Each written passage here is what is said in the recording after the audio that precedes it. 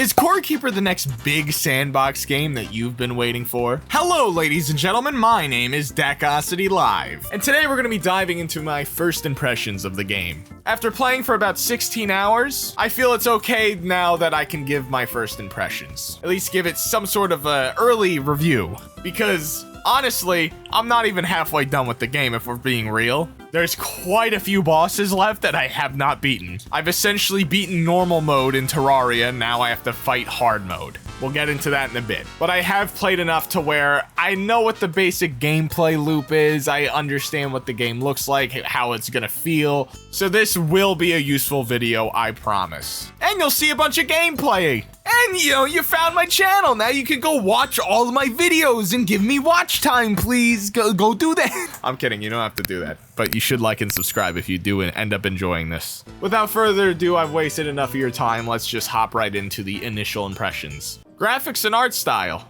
The game's visuals, animations, and overall aesthetic are quite pleasing, actually.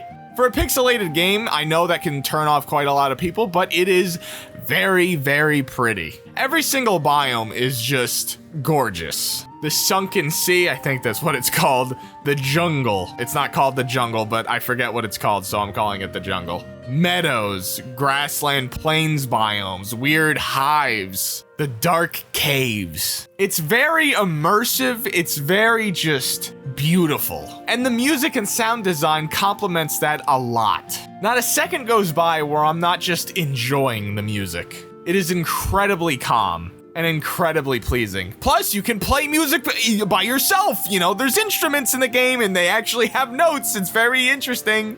I can't wait to get into that in a few, minutes. Spoiler alert, there's some doors you have to open by playing a musical instrument correctly. But yeah, as you can hear, I'm gonna throw in some soundtracks.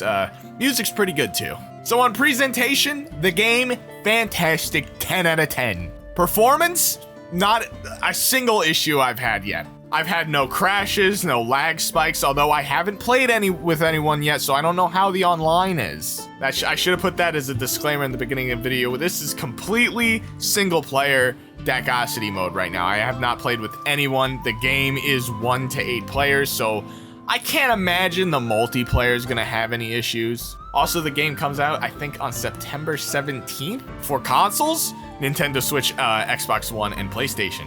So we'll have to see how it runs on those. But honestly, the only one I would even be slightly worried about is the Nintendo Switch, because that thing can't run anything if it's not optimized for it for some reason. But, I mean, this shouldn't even really be a question because it's a pixelated game. Obviously, it's gonna run well. It doesn't look very taxing. There's not a lot going on the screen. Although there are quite a few automated machinery and stuff, so there is a lot of moving particles half the time. And there's a lot of enemies on screen sometimes, and it gets kind of crazy and chaotic, but it holds up pretty well. I've had no issues involving performance. The gameplay loop is very nice, very typical of a sandbox survival, crafting game, I guess.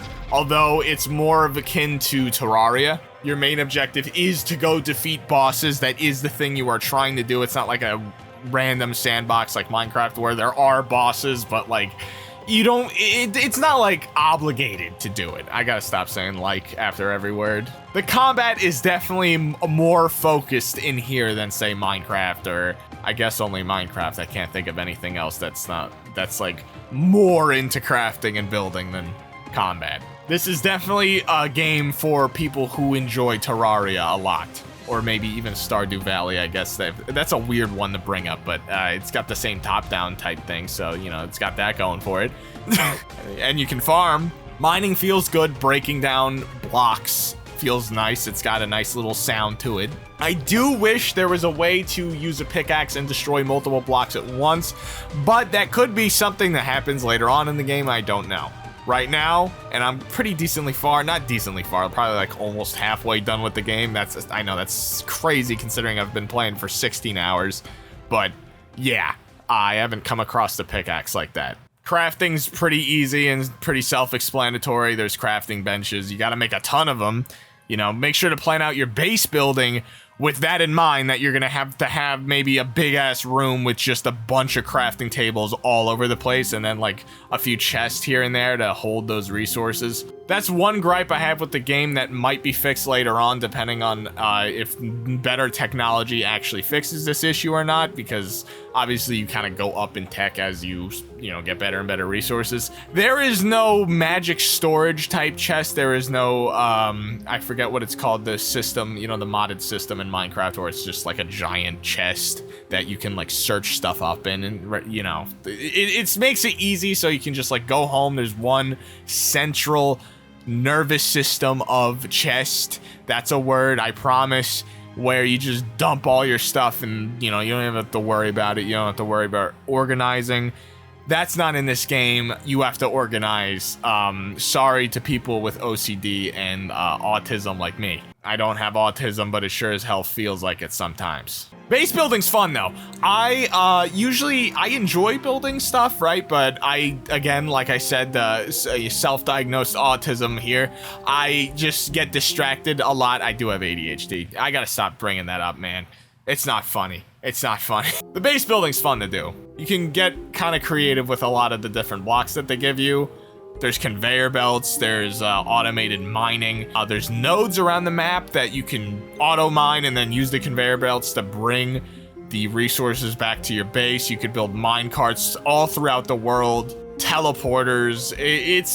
It's a lot of fun. There's traps. You can booby trap enemies, with spikes in the ground and stuff like that. You can terraform the land to put rivers and, like bridges over the river, plant your crops. You can farm little animals. Not little animals, they're bigger than you, some of them. And you can get some pretty cool creatures following you around too. And there's pets. Oh my god, there's pets. It's like Wizard 101 where you have a pet and it has a bunch of stats and it's like kind of randomized too. So, egg hatching's pretty fun. And the combat, probably one of the most important things here, since it is, it might not want to be compared to Terraria, but it's going to be, because it is very similar, and the King Slime is in the game, so it's kind of hard to not draw the comparison there. We'll get to that boss in a minute. Combat's pretty good.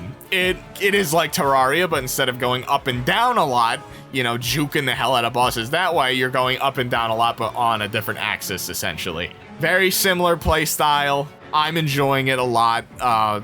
The bosses have enough variety in attacks to where I don't feel like I'm doing the same exact maneuvers versus them. Like the hive mind was sending mortars at me, wall spawning minions, whereas the slime was just trying to jump on me and also summoning minions. But like the minions were doing different things. The slugs were coming straight at you, well, larvae. They were coming straight at you, while, say, the orange slimes would kind of just like charge and then charge, or like jump at you and stuff. The movement patterns were different, so the bosses felt unique, and I actually felt like I had to stay on my toes throughout a lot of them.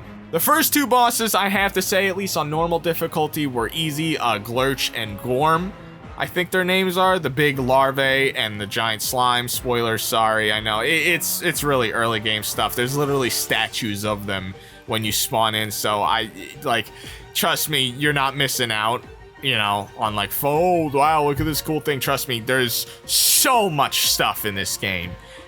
For a game that just technically released, I know it's been in early access for 2 years, it has so much content. The map is huge. I promise you, you are not going to get spoiled in this review or first impressions. Even if you do get spoiled, it's not a big deal, trust me. There's so much stuff in the game. But yeah, the third one, the wizard guy, he was a little difficult. I had to actually prep. I had to cook. The cooking mechanic I like a lot. So there is a hunger bar, and you can obviously farm. So you farm materials that you want, throw them in a cooking pot, go fishing, maybe find some rare fish, and you can craft some pretty insane foods that give you crazy stat buffs, and that'll help you beat bosses, obviously. Or, for example, you take a bomb pepper and I think a heart fruit. These are very early game stuff, and it makes like French fries, and they give you 21% movement speed. Like, that's insane. You can go fly around the map now. It's very nice. Speaking of flying around the map, let's talk about exploration. Exploration in this game is exactly what you would want it to be. It is fantastic. I feel like every 2 to 3 minutes, if I'm just wandering around, you know, digging and stuff, I will find something cool, unique. And the one problem I have is my inventory gets filled up so much because I'm finding so many new different blocks, so many new different things that I can interact with, new items, new buildings, new mechanics. It's crazy. There is something around every corner of this game. Hell, even if you're mining through a gigantic chunk of just rock, you could just stumble upon a chest, a locked chest, and they actually have really good items in them, so you want to make the key thing to open them.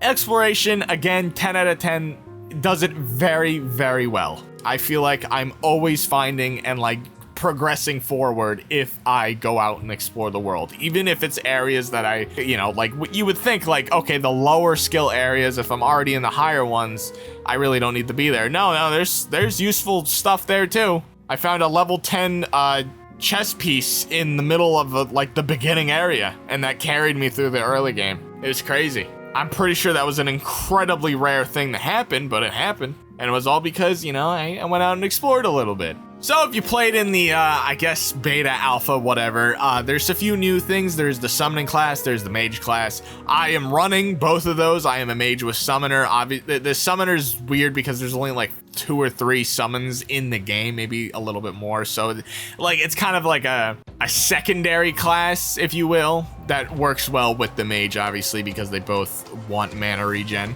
I found this really cool fire staff that lights stuff on fire. You can charge it to kind of give it an explosive blast that does a lot more damage, does way more AoE. It's very fun. There's a lot of cool, unique weapons. There's like big hammers. You know, a lot of them have like right-click abilities where they do something different other than just swinging. Finding weapons feels fun, fresh, and about as good as I'd want it to be. You know, like as a Terraria diehard. It's definitely something the game does right. I haven't played PvP. There is PvP in this game. Obviously, I told you I haven't played with friends. I don't know how it would work. I'm not the guy to ask about that, although I hope I'll be able to do that with like content creators in the future, because my friends don't want to play this for some reason. I don't know, they'd rather play CSGO. In the update, they also added world generation options and more character builds to complement the, you know, new mage and summoner items. That's really not that important. When you make a character, by the way, you can obviously make what they look like, and also you can pick like a little class, you know, a starter class, really. It's not that important what you pick, to be honest. Like the +3 skills and whatever you get really isn't that big of a deal. These skill points take up to like 100, so the 3 really isn't gonna make too big of a difference. You're not missing out on anything if you don't pick one or the other. Although I would say the Warlock one's nice because you can start not mining, but leveling up your summoner skill right away, and that one's probably gonna be like the hardest one to level up reliably, so having it right away is nice, and having that 3 extra skill points is nice. So for pros, combat looks cozy yet adventurous vibe. Game fantastic.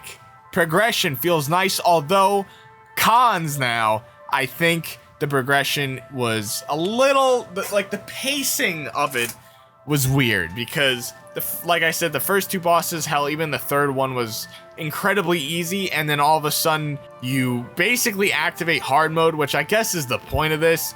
Now I'm getting swarmed by enemies, and getting to the bosses is tough because grinding the materials is taking a little bit longer than I'd liked it to be. That could just be me and the fact that, again, I am alone, so it is going to take a little bit longer, and I am trying to steamroll it, cheese things, and basically push myself to the limit every single time I step foot in the cave that's not my house. So yeah, the pacing could be better, but I'd rather the game be a little bit more difficult than usual than be a cakewalk. So this is perfectly fine with me. This is not even really a con. Who is this game for? Ideally, fans of Minecraft, Terraria, Stardew Valley, Factorio, even with the automated stuff. There's a lot of, like, you know, there's a lot of conveyor belts, obviously. Like I said, the automated mining. I think there might be automated crafting, I'm not sure. There's an auto sprinkler for your farm. It's nice, like, you know, having those is really great. I wish there was a overall like universal storage though. That would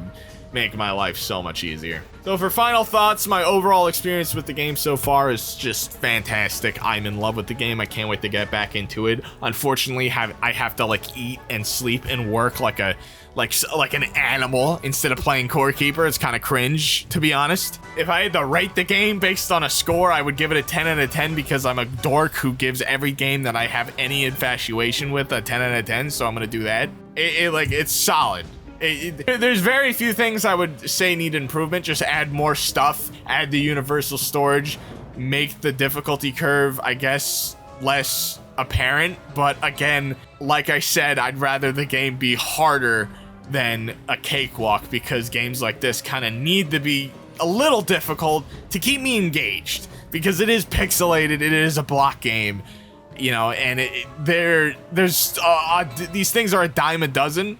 So for this to stand out as much as it has is a testament to how good it is, to be honest. And if the developer keeps it up, keeps updating this game, keeps just working on it like what Terraria did, this could be another giant in the industry. I wholeheartedly believe that. My call to action here is for you to engage with my video. If you do buy the game and end up liking it, please leave a positive review. I am not associated with them at all, but I want to see this game succeed. There's clearly a ton of love and passion put behind this, and it would be a shame if they didn't get all the rewards for it, even though I'm pretty sure it already sold 2 million copies before the game even launched, so they're probably set for life already over there, but you know, the more the merrier, I guess. My name's Dacosity Live. I would love it if you would subscribe and go check out my gameplay videos for this game. I put a lot more effort into those than I did this. And I'll see you in the next one. I'm gonna finish this video and then go to bed. It's 1 o'clock in the morning. Actually, it's 1:30 in the morning. Awesome! Yay! I can't wait to do that! I can't wait to go to bed at 3 o'clock. Oh boy!